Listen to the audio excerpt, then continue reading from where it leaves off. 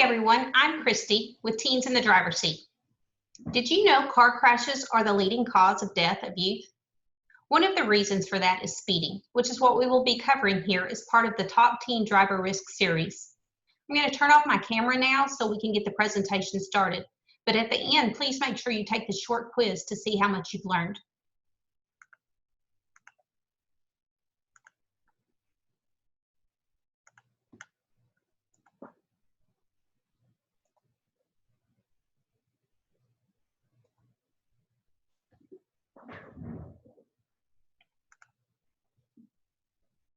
First, let's review the problem. What do we know about speed? Speed is one of the most prevalent factors contributing to serious and fatal crashes for all drivers. Almost half of young driver and passenger deaths occur in speed-related crashes. And a trend we don't like to see, speed as a contributing factor for teen crashes has increased over the last 10 years, even while the total number of teen fatalities has decreased. Although speeding is a problem among all drivers, young drivers are more likely to cause crashes and commit speeding violations. Young drivers are at a higher risk of being repeat speeding offenders, and young males are generally overrepresented in speed-related fatalities.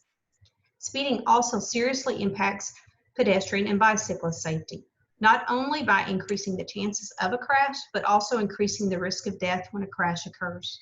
A small reduction in speed can mean the difference between life and death for these vulnerable road users. In 2017, 9,717 people died in speed-related crashes. That's 26% of all traffic-related fatalities.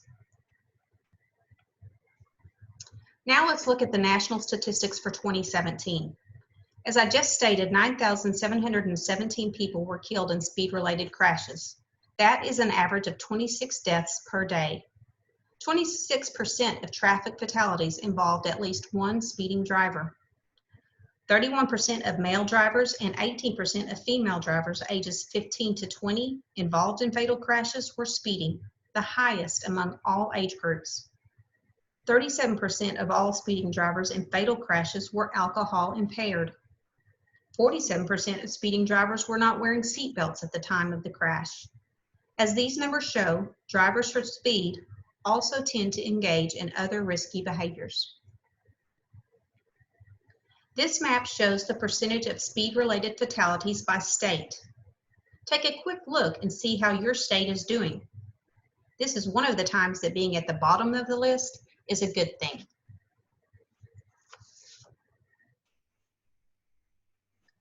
Let's face it, speeding is a generally accepted behavior among drivers of all ages. With regard to speeding, research suggests that most drivers have an unrealistic view of their ability to avoid a crash or drive proficiently and safely when speeding. Changing these beliefs will require increased public safety education that more effectively changes drivers' risk perceptions of either getting a ticket, causing a crash, or violating laws.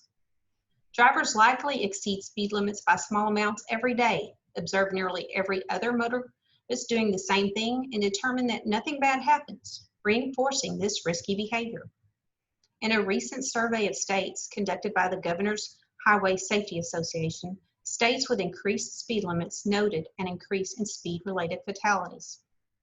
Nationally, the issue of speed lacks the faces of either the victim or the offender. While many organizations are driven by a mission to end drunk or distracted driving to protect bicyclists and pedestrians, there is a notable shortage of national organizations focused on reducing speed-related crashes. And in 2017, that left over 9,000 victims with no voice.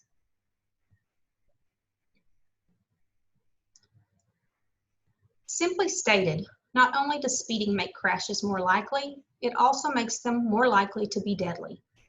Speed influences the risk of crashes and crash injuries in three basic ways.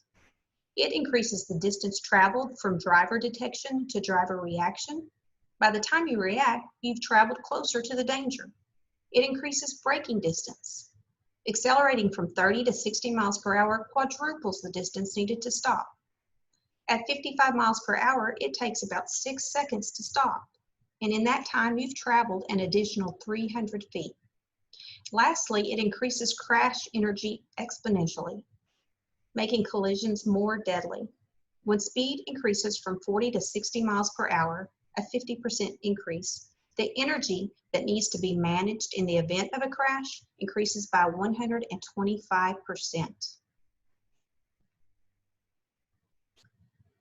A football field is something most of us can easily picture. So here is a quick visual to hopefully help put things into perspective. Did you have any idea you traveled that much further once you began stopping? And that is at 55 miles per hour. Imagine the distance you would travel at 65 to 75 miles per hour. Next, you'll see a brief video that shows you the effect of speed on stopping distance.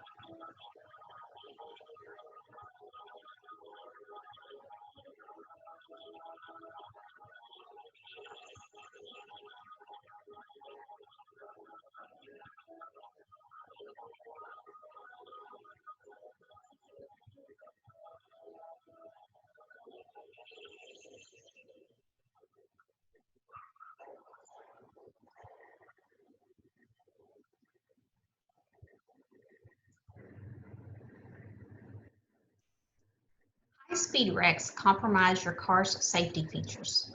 Unless you are driving a car that is equipped with roll bars and a cage designed for high-speed crashes, a passenger vehicle cannot withstand the force of a crash, and it cannot maintain the passenger compartment. Restraint systems, such as airbags and seatbelts, cannot keep forces on occupants below severe injury levels. No matter how safe your vehicle is rated, it is just not designed for high-speed impact. And just to show you the effect of a high-speed crash on a typical passenger vehicle, this car was traveling in excess of 100 miles per hour when the driver lost control and slammed head-on into a highway sign in the center median. The driver of the vehicle survived. Her passenger, Nicole Legros, did not. As you can see, the passenger side of the vehicle took the brunt of the impact. This was a non-alcohol, non-drug, non-texting related crash and a completely preventable accident. To learn more about Nicole and the initiative her family started to raise awareness and end such preventable crashes, please visit their website. Teens in the Driver's Seat is a peer-to-peer safe driving program available at no cost to schools. Check our website to see where we offer the program and how to get started. The program covers distractions, nighttime or drowsy driving, speeding, seatbelt use, and impaired driving. Research shows that peer-to-peer outreach works. Our program increases awareness of all teen driving risks, which results in decreased crashes involving teens. The science behind our program is provided by the Texas A&M Transportation Institute. The guidance behind our program is provided by teens, just like you, who make up our Teen Advisory Board and provide invaluable feedback on all aspects of our program. And now it's time for a few questions to review what you have learned. Question number 1. What percent of traffic fatalities in 2017 involved at least one speeding driver? Was it A, 10%, B, 55%, C, 26%, or D, 75%? The answer is C. 26% of traffic fatalities in 2017 involved at least one speeding driver. This resulted in 9,717 lives lost an average of 26 deaths per day. Question number 2. Traveling at 55 miles per hour, it takes about how many seconds to come to a stop? Is it A, 6 seconds, B, 3 seconds, C, 9 seconds, or D, 12 seconds?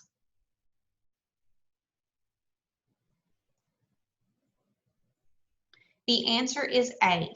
At 55 miles per hour, it takes about 6 seconds to stop. In that time, you will travel an additional 300 feet, the length of a football field.